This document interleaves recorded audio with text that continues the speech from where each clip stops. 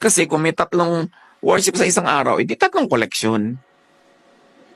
3 ikot ng mga basket. Ano kaya ang pinapalakpakan nyo dyan? Ang basket, ang koleksyon, or hindi natutuwa at hindi kailangan ng Diyos sa mga sakripisyo ng tao? God does not need anything from people. God is not served by human hands as though He needed anything because He gives life, breath, and everything to people. Don't be deceived by Yahwistic religions that are always asking for your sacrifice.